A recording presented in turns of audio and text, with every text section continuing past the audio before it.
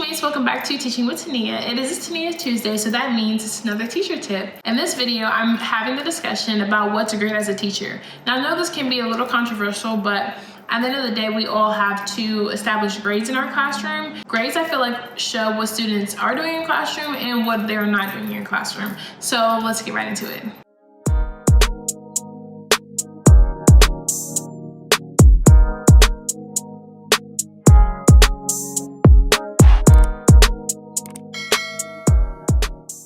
Grades can be very tricky because you want to be able to show what students are able to do through their grades and reflect that accurately when parents look at their grades, when administration looks at their grades, or even if you're trying to fail a student, like how have their grades been, and if they even want to do extracurricular activities. Now, I know some people may say that grades are not fair because grades are not fair, especially with standardized testing and all that. But right now we're just focusing on the way that students get graded, primarily talking about numerically and in our classrooms. Okay, so the first thing I want to touch on is that everything is not a grade. Do not grade everything, especially because you will burn yourself out as a teacher. Grading everything, looking at their journals, binders, notebooks, whatever they have, that will absolutely drain you. So you have to pick and choose wisely of what you want to grade and what not to grade.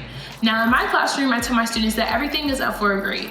Now, I already know in my head what is going to be a grade, especially we'll get into that later on, but I already know what I'm going to grade, what I'm not going to grade, but I still want them to give their best effort all the time so that they're not putting forth more effort when it is a grade and then slacking off when it's not a grade, because some students will do that. The next thing I want to talk about is basically your grading policy. Now, every school, every district has their own grading policy, so be sure to check yours out. In our district, we are required to upload 2 grades per week. Now, this could vary between a formative assessment, a summative assessment, classwork participation, what have you, but by the end of the quarter, I think we need at least 2 or 3 summative assessments. Now, of course, I'm not doing a summative assessment every week. I'd like to use that for our core curriculum, for literacy and ELA, and then for more classwork participation grades. In my class, we do integrity. You don't write anything down, you just need to be participating, especially so that we can get it done in a timely and efficient manner. So if we don't get it done in 10 to 12 minutes, then the students know that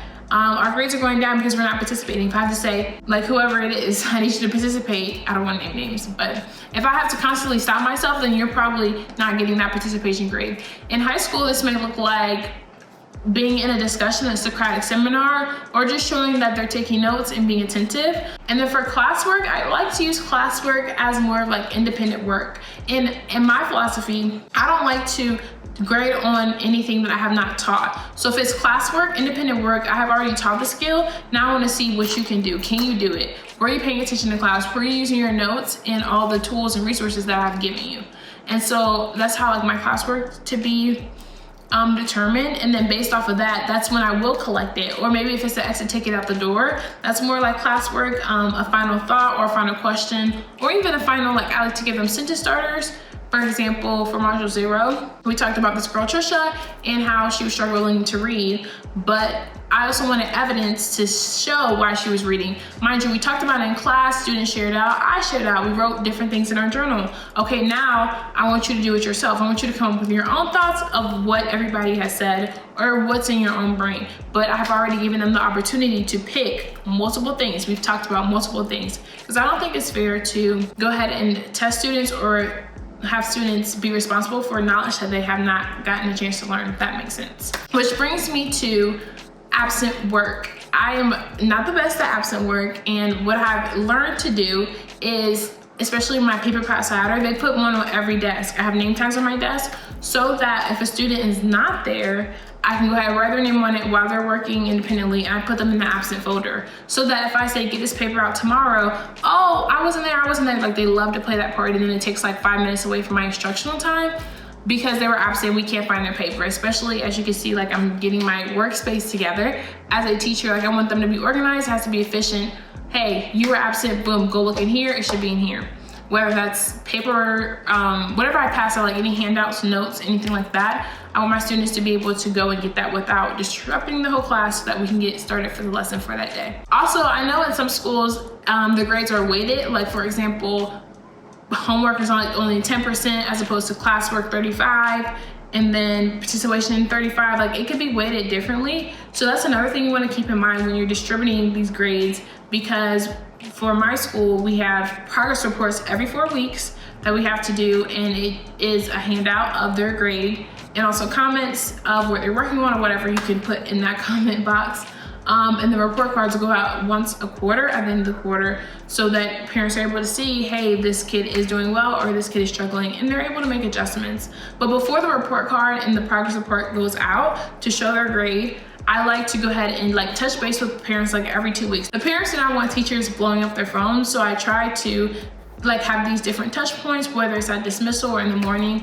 To be honest, my phone is open for parents at all times. I know everybody cannot handle that boundary, but no parent has abused it as of yet, so that's good. But if they want to talk to me about anything, the work that I sent home, especially on Friday, I have Friday photos that they're able to see their grade at work, what we did that week, or even the skill. Like I have today's actually Thursday, so I'm getting my Friday photo ready for tomorrow, and it has what we're learning in there so that you know what's going on, I know what's going on, and this is the skill that I'm testing your child on so that they can get a good grade. If you didn't put forth the effort, I'm sorry, I don't believe that everybody should get a trophy and that everybody should get the grade. That's whatever, because at the end of the day, other students are out here working hard, and everybody needs to be doing the same thing. Working hard to get the grade they deserve.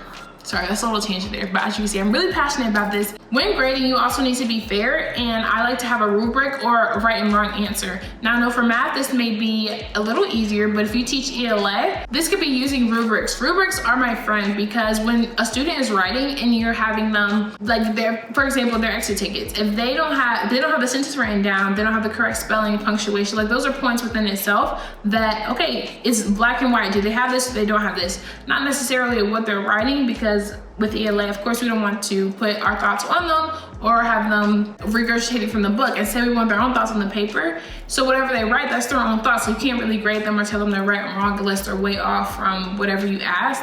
But as opposed to how did you convey your thoughts on paper, more so, and is it in a constructive sentence that everybody can read and write? I highly suggest rubrics, because you're able to staple that to the writing or whatever piece that you're grading and hand it back to the students. Like, this is where you miss points because you did not tap out this word and spell it correctly, or you did not put a punctuation, a period if you're in high school. I mean, punctuation or a capital letter. If you're in high school, you can say, hey, you didn't look through the book or you didn't cite it correctly. Narrative writing, whatever. Rubrics are your friend. They have saved me, and it's easy to put in the grade book. Boom, boom, boom. It's there. So now that we've already talked about what grading is, what it could be, I want you to form your own grading policy, because everybody's policy is different, and I'm not a firm believer of telling teachers what to do, especially when you have something in your class that works for you and your students. Do not take on every idea on the internet, because at the end of the day, if it doesn't work for you in your classroom, you will be struggling trying to implement it. Figure out what works best for you and what your philosophy is. Like, I believe that the grades should reflect what students actually can do. Being truthful and honest, if this student fell asleep in my class and this work was due, then they get a 0. And yes, I do believe, especially we're in 3rd grade, so I do have to establish a little bit of grace. Some teachers don't establish grace. You slept in my class, you get a 0. That's the grade that you earn. And especially in the community that I live in, I know that my students have a lot of other outside factors going on. So even though you slept in my class, now you're missing time from resource. Like, more like a consequence balance type thing. The consequence has to make sense for the actions. Okay, you slept during my class, you wasted my time, so now I'm gonna have to waste your time and get that assignment done to a resource, or another time, or come early for lunch. It's a bunch of different ways you could do it. Also, I want you to think about, are you able to do redos? For example, I know when I was in high school, my teachers were like, redos, no. Either the grade you got was the grade you got. Even in college, I know some professors were like, redos, I don't think so. But I know for my students in 3rd grade, you have to differentiate for your students what works best for you guys.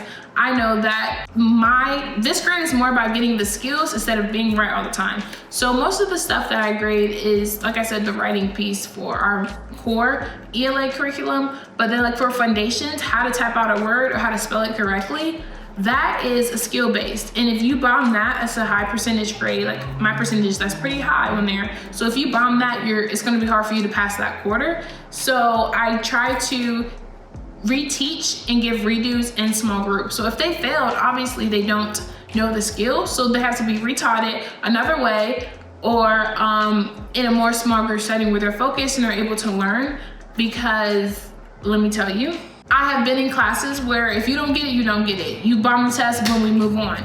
But in 3rd grade, you need these skills to be successful in life. I truly believe that. So I need to give them the opportunity to get it right and do it again. Unfortunately, not every student gets it at that time, but just to know like, hey, this is the grade they got. I allowed them to get some points back after I retaught it and they retook the test, and this is what they got. They're still not getting it. At that point, like, we need to have a parent conversation to let them know, or even some extra practice time on that skill at home. And I don't mind differentiating homework at home, because if it's one student gets it, they need to practice that skill. We all have weak and strong points. Another student may not need to practice that skill.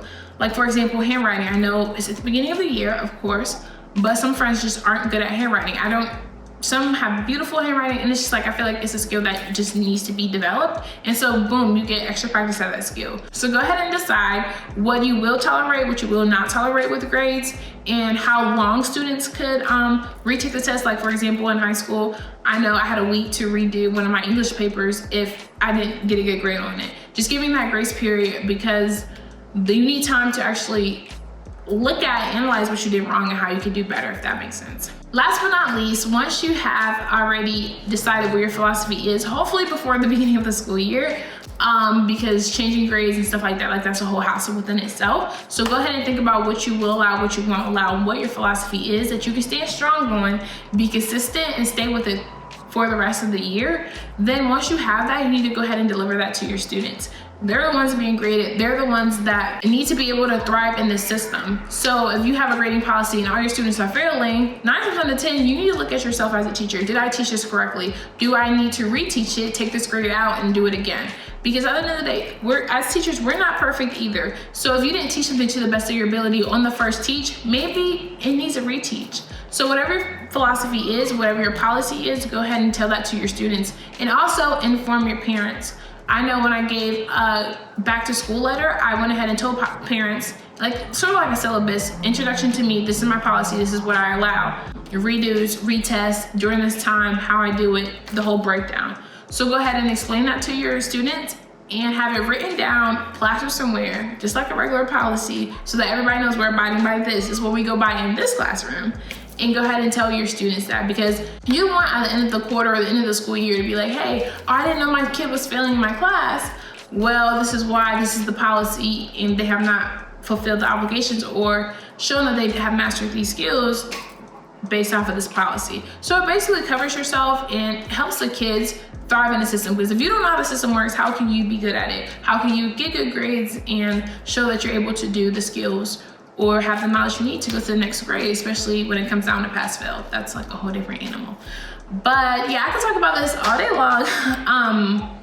Grading is tough for sure, especially because you want students to do well, but you also want them to reflect. You also want your grades to reflect what they have learned. And it can be a balancing act, to be honest, especially for our friends that have disabilities and are special needs and things like that. So figure out what works best for you, what your district policy is, and comment down below, how do you grade in your classroom? What are your do's and don'ts with grading? Because there's a lot that goes to this, but that is it for this video. Thank you so much for watching. Don't forget to subscribe down below, click the like button, and I'll see you guys in my next video. Peace.